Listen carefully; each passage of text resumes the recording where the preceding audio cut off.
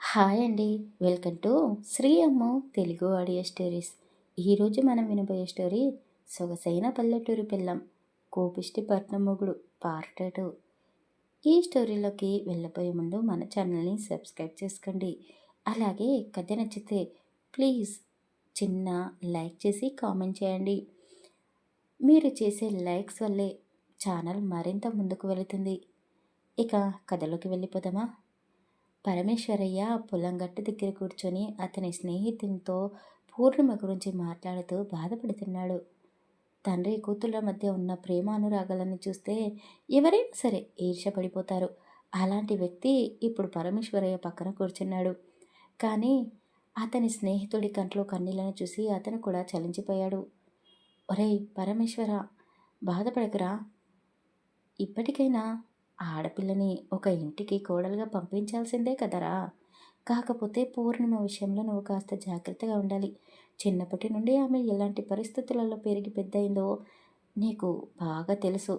తన జీవితంలోకి రాబోయే భర్త నిన్ను మరిపించేలా పూర్ణిమను ప్రేమిస్తేనే ఆమె కాపురం చక్కగా సాగిపోతుంది. లేదంటే పూర్ణిమ తిరిగి పుట్టింటికి రావాల్సిందేరా. కాస్త ఆలోచించు. అసలు పూర్ణిమకు సంబంధం తెచ్చింది ఎవరు? ఏదో మాట వరసకి నీ కూతుర్ని ఏడిపించాలని తొందరగా పెళ్లి చేసి పంపించమన్నాను. అంతేకాని పూర్ణిమ మీద నాకేమీ ద్వేషం లేదురా. ఆమె చేసే అల్లరి అమాయకత్వం నాకు కూడా బాగా నచ్చుతుంది. పూర్ణిమ నాకు ఇష్టమే. కాకపోతే నీలా బయటికి ప్రేమను చూపించలేను. నాకు కూతురు లేరు కదారా అని అతను కూడా పరమేశ్వరయ్యతో కలిసి బాధపడుతున్నాడు. పరమేశ్వరయ్య స్నేహితుడు అతనికి కొన్ని ఓదార్పు మాటలు చెప్పేసి పూర్ణిమ పెళ్లి గురించి బాగా ఆలోచించుకో మళ్ళొక్కసారి అని అతనికి వార్నింగ్ ఇస్తున్నట్టుగా చెప్పి అతను అక్కడి నుండి వెళ్ళిపోయాడు. ఆయన కన్నీళ్లను తుడుచుకొని తలని చెట్టుకు ఆనించి అలా కళ్ళు మూసుకున్నాడు. పూర్ణిమకు పెళ్లి సంబంధం వచ్చి ఒక వారం రోజులు అవుతుంది. మనం కూడా ఇప్పుడు వారం రోజుల వెనక్కి వెళ్దాం.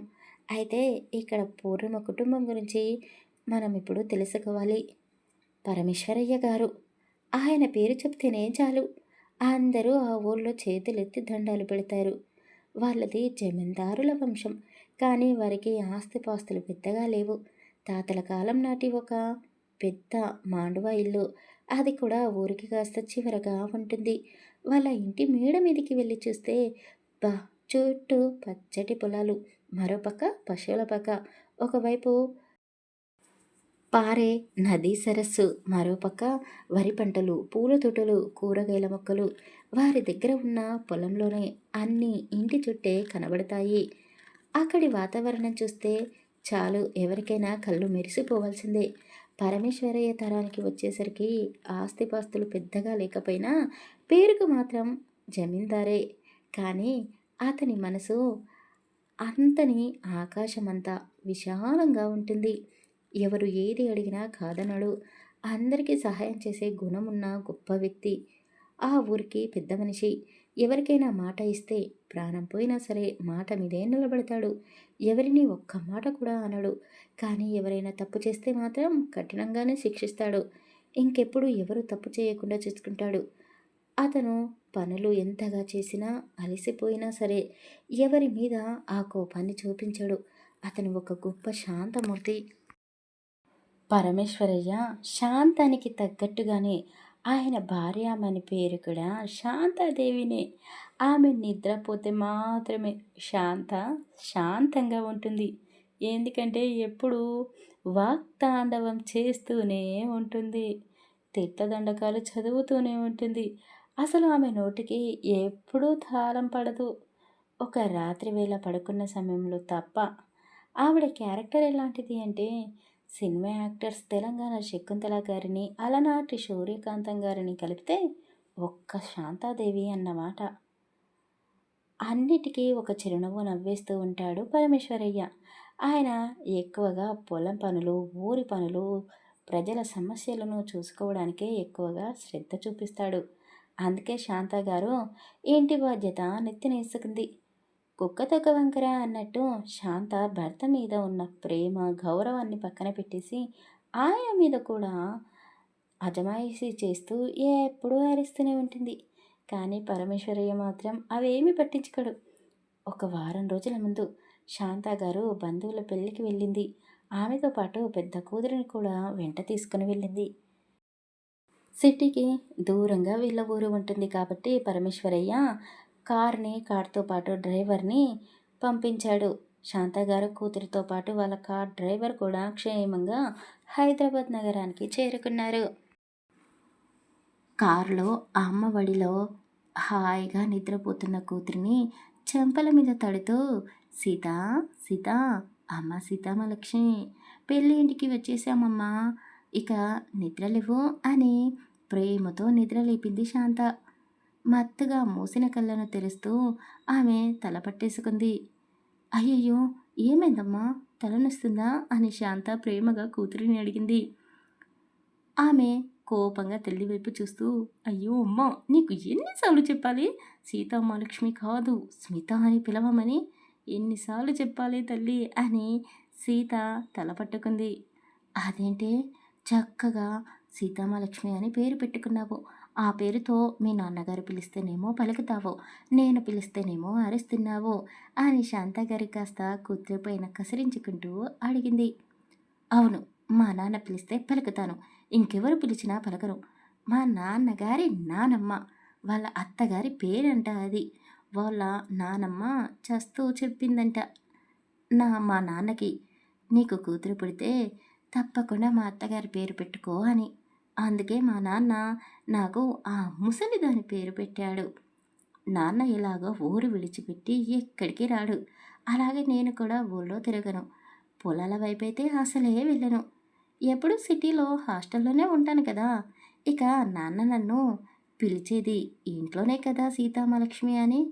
ఇంట్లో పిలిస్తే పర్వాలేదు, కానీ మన వాకిలి దాటితే నా పేరు పూర్తిగా మారిపోతుంది. నన్ను అందరూ స్మిత అని మాత్రమే పిలవాలి, అలా పిలిస్తేనే పలుకుతాను. పెళ్ళికి వచ్చాము, పైగా ఇది హైదరాబాదు, అలా పాత చింతకాయ పచ్చడి లాంటి సీతామహాలక్ష్మి అని పిలిచి నా పరువు తీయకు అని స్మిత కాస్త కోపంగా వాళ్ళ తల్లికి వార్నింగ్ ఇచ్చింది. శాంత ఎప్పుడు అవతలి వాళ్ళపైన ఆమె నిర్ణయాలని రుద్దేస్తూ ఉంటుంది. అసలు పక్క వాళ్ళు చెప్పే మాటలు వినిపించుకోదు. అలాంటి శాంతాదేవి పెద్ద కూతురు విషయంలో మాత్రమే సైలెంట్గా ఉంటుంది. ఎందుకంటే పూర్ణిమ ఎలాగో ఆమెను పట్టించుకోదు. పూర్ణిమ తండ్రి పార్టీ, ఇక సీతామహాలక్ష్మి ఆమె పార్టీ అని శాంతాదేవి అనుకుంటుంది. అంతేకాని ఇద్దరు కూతుళ్ళు పరమేశ్వరయ్యకు రెండు కళ్ళ లాంటి వాళ్ళు. వాళ్ళిద్దరికీ కూడా తండ్రి అంటే అపారమైన ప్రేమ, గౌరవం. తల్లిని నెత్తినెక్కించుకుంటే అసలు చెప్పిన మాట వినదు అని ఎక్కడికి అక్కడ సీతామలక్ష్మి, పూర్ణిమ ఆవిడ నోరుని కట్టిపడేస్తూనే ఉంటారు. పెళ్ళికి ఒంటరిగా వస్తే బాగుండదు అని బతిమాలి బామాలి నిన్ను నా వెంట తెచ్చుకున్నాను. ఎలాగో మీ నాన్న మా బంధువుల వైపు రానే రాడు. వచ్చిన నిన్ను కూడా కోపగించుకొని తిరిగి ఇంటికి పంపించలేను. సరే, నువ్వు చెప్పినట్టే పిలుస్తాను. కాస్త కోపాన్ని తగ్గించుకో, నవ్వుతూ ఉండవే తల్లి అని చెప్పి ఇద్దరు కారు దిగి పెళ్ళి ఇంటి వాళ్ళ వైపు వెళ్ళారు. అక్కడే ఉన్న డ్రైవర్ మాత్రం వాళ్ళ గొడవని వింటూ నవ్వుకున్నాడు. అక్కడ ఉన్న బంధువులందరూ సరదాగా శాంతాదేవిని పలకరిస్తూ ఆమెను చుట్టుముట్టేశారు. శాంత అందరితో నవ్వుతూ మాట్లాడుతూ ఎవరికి వేయాల్సిన చురుకులు వాళ్లకు వేస్తూనే ఉంది. పెళ్లి జరిపించే వాళ్ళు ఒక పెద్ద కళ్యాణ మండపాన్ని, అలాగే వచ్చిన బంధువులు ఉండడానికి హోటల్ రూమ్స్ని బుక్ చేసి పెట్టుకున్నారు. ఎవరికి ఇచ్చిన గదుల్లోకి వాళ్ళు వెళ్ళిపోయారు బంధువులు. బంధువులందరూ ఫ్రెష్ అయ్యి స్నాక్స్ తిని బయటికి వచ్చారు గదిలో నుండి. పెళ్లి కొడుకుకు మంగళ స్నానాలు చేయించేశారు. అందరూ భలే సరదాగా హల్దీ ఫంక్షన్ని ఎంజాయ్ చేస్తున్నారు. ఆ తర్వాత ఎవరు తెచ్చిన కానుకలు వాళ్ళు పెళ్లి కొడుకుకు బహుమతిగా ఇస్తున్నారు. ఇక అందరూ కలిసి కబుర్లు చెప్పుకుంటూ భోజనాలు చేస్తున్నారు. తెల్లవారితే పెళ్లి కావడంతో ప్రయాణం చేసి అలసిపోయిన బంధుజనాలందరూ నిద్రలోకి జారుకున్నారు. కానీ తొందరగా సమయం కాస్త ముందుకి జరిగి తెల్లవారిపోయింది అప్పుడే. ఆ అందరూ ముస్తాబయ్యి పెళ్లి మండపానికి బయలుదేరిపోయారు. స్మిత లంగా ఓని వేసుకొని అందంగా తయారైంది. కూతురు అందాన్ని చూసి మనసులోనే మురిసిపోతుంది శాంతాదేవి. ఎంత చక్కగా ఉన్నావు తల్లి, అందరి కళ్ళు నీ మీదనే ఉంటాయి అని చెప్పి ఆవిడ అక్కడ కూడా ఉప్పు మిరపకాయలు తెచ్చి దిష్టి తీసింది. ఎంత అందంగా ఉన్నావో తెలుసా, ఇక్కడ ఎవరైనా కోటీశ్వరుడు నిన్ను చూసి వలిచాడే అనుకో, వెంటనే నీకు కూడా పెళ్లి జరిగిపోతుంది అని ఆవిడ మనసులోనే మురిసిపోతూ ఉంది. అసలు శాంతాదేవి సీతామహాలక్ష్మిని ఆ పెళ్ళికి పట్టుపట్టి తనతో పాటు తెచ్చుకున్నది ఎవరికైనా బంధువుల్లో సంబంధం అడగడానికనే. కూతురిని వెంట తెచ్చుకుంది, కానీ ఆ విషయం స్మితకి తెలీదు. ఇక పెళ్లి జరిగే చోటికి వెళ్ళారు. పెళ్లి వేడుకలు మొదలైపోయాయి. అంతలోనే ఒక అతను శాంత దగ్గరికి వచ్చి శాంత అని ప్రేమగా పిలిచాడు. ఎవరబ్బా నన్ను పిలుస్తుంది అని ఆమె వెనక్కి తిరిగి చూసింది. శాంత అన్నయ్య అంటూ అతన్ని గట్టిగా పిలిచి పలకరించింది. శాంత గారికి ఎవరూ లేరు, ఆవిడ ఒక్కతే. ఆ అమ్మ నాన్న శాంత గారి పెళ్లి జరిపించిన తర్వాత చనిపోయారు. పరమేశ్వరయ్య భార్యని ప్రేమగా చూసుకుంటున్నాడు కాబట్టి శాంతాదేవికి పుట్టిల్లు అసలు గుర్తుకురాదు. ఇప్పుడు పలకరించింది ఆవిడకు దూరపు బంధువు సత్తిబాబు, వరుసకి అన్నయ్య అవుతాడు. చాలా సంవత్సరాల తర్వాత కలుసుకున్నారు కాబట్టి ఒకరి గురించి ఒకరు యోగక్షేమాలు అడిగి తెలుసుకున్నారు. బావగారు రాలేదా అమ్మా అని సత్తిబాబు అడిగాడు. అయ్యో అన్నయ్య, ఏమని చెప్పాలి మీకు, తెలిసిందే కదా, ఆయన ఊరు విడిచిపెట్టి ఎక్కువగా బయటికి రాడు. ఆయన ఆయన గురించి చెప్తే ఈ రోజంతా కూడా సరిపోదులే. కానీ ఇంతకీ మా వదిన ఎక్కడా అని శాంత సత్తిబాబు భార్య గురించి అడిగింది. పెళ్ళి కదా, ఈ జనాల మధ్యన ఎక్కడ ఉందో అని సత్తిబాబు కళ్ళతోనే భార్యని వెతుకుతూ ఉన్నాడు. ఎవరితోనో మాట్లాడుతూ ఉన్న భార్యని చూసి కళా, కళావతి ఇలా రా అని పిలిచాడు. ఆమె భర్త దగ్గరికి వచ్చింది. శాంతగారిని చూసి చిరునవ్వు నవ్వుతూనే వదినా బాగున్నావా అంటూ ప్రేమగా పలకరించింది. ఆవిడ పక్కనే ఉన్న శాంత కూతురిని చూసి ఆమె నోరెళ్ళబెట్టింది. వదిన గారు, ఈ అమ్మాయి ఎవరు అని తడబడుతూనే అడిగింది. కళావతి నా కూతురు, పేరు సీతామహాలక్ష్మి అని వాళ్ళిద్దరికీ సీతని పరిచయం చేయించింది. స్మిత అని పరిచయం చేయలేదు అని సీతమ్మలక్ష్మి తల్లి వైపు కోపంగా చూసింది. అయ్యో అలా కోపంగా చూడకే అని కూతురి చూపుని అర్థం చేసుకొని కళ్ళతోనే మాట్లాడి కాస్త కోపం తగ్గించుకో, దగ్గరికి రా అని కళ్ళ భాష మాట్లాడింది సీతామహాలక్ష్మితో శాంతాదేవి. స్మితని చూసి భార్యాభర్తలు ఇద్దరు ఒకరు ముఖాలు ఒకరు చూసుకున్నారు. అయ్యయ్యో, మాకు ఒక్క కొడుకు ఉండి ఉంటే ఖచ్చితంగా మా ఇంటికి నీ కూతురిని కోడలుగా చేసుకునే వాళ్ళము అని ఇద్దరు ఒకేసారి అన్నారు. అందుకు శాంతాదేవి కూడా నవ్వుతూ మనం అనుకుంటే జరుగుతుందా, అంతా దేవుడి మాయ అని అన్నది. అంతలోనే సత్యబాబు భార్యకు ఏదో గుర్తుకు వచ్చింది. అయ్యో, మన ఇంటికి కోడలుగా రాకపోతే ఏంటండి, మీ దూరపు బంధువు అదేనండి, మీకు వరుసకి అన్నయ్య అవుతాడు చూడు, వాళ్ళ కొడుకు ఉన్నాడు కదా అని గుర్తు చేసింది. అరెరే, అవును కదా, నేను మర్చిపోయాను. వాళ్ళు ఎప్పటి నుండో నాకు చెప్తూనే ఉన్నారు, వాడికి చక్కటి అమ్మాయిని చూసి పెట్టరా అని. బాగా గుర్తు చేసావు కళావతి అని సత్తిబాబు అన్నాడు. వాళ్ళిద్దరూ ఆ అబ్బాయి గురించి అంతగా మాట్లాడుకుంటూ ఉంటే శాంతాదేవి ఆత్రం ఆపుకోలేక కూతురు ముందే ఆ అబ్బాయి ఎవరు అన్నయ్య అని స్మిత వైపు చూస్తూ అడిగింది. శాంత, అయ్యో శాంత, అంత చిన్నగా అడుగుతున్నావేంటమ్మా, వాళ్ళు ఎవరు అని. వాళ్ళ గురించి ఎవరిని అడిగినా చెబుతారు. ఆ అబ్బాయి పేరు సూర్యకాంత్, తండ్రి పేరు రాజారాం, తల్లి పేరు నీరజాదేవి. వాళ్ళ ఏకైక సంతానమే మన సూర్యబాబు. రాజారాం గారికి వేల ఆస్తులు ఉన్నాయి.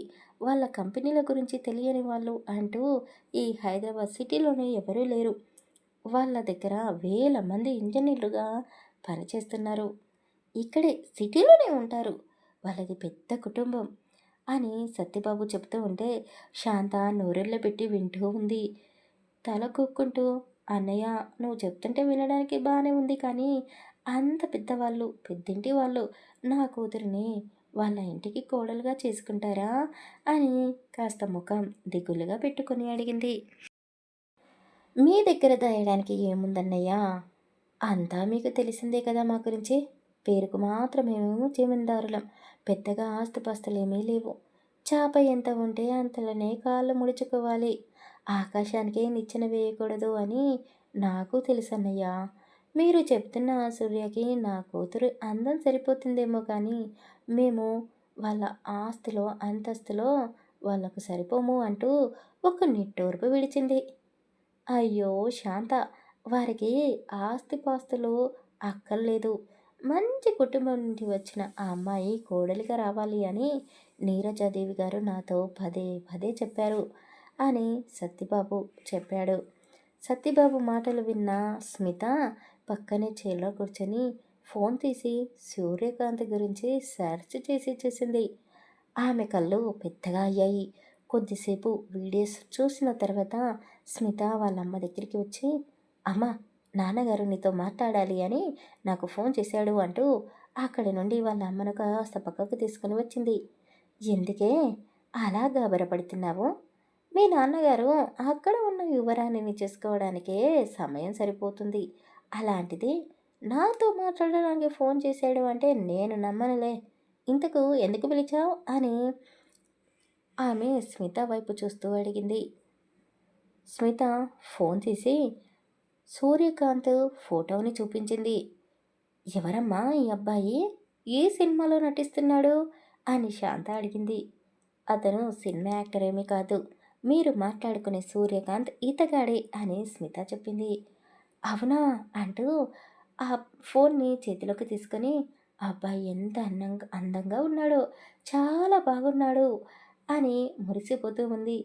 అయ్యో అమ్మ, మరి అంతలా మురిసిపోకు అంటూ స్మిత ఆ ఫోటో పక్కనే ఉన్న వీడియోని క్లిక్ చేసి చూడు అని చూపించింది.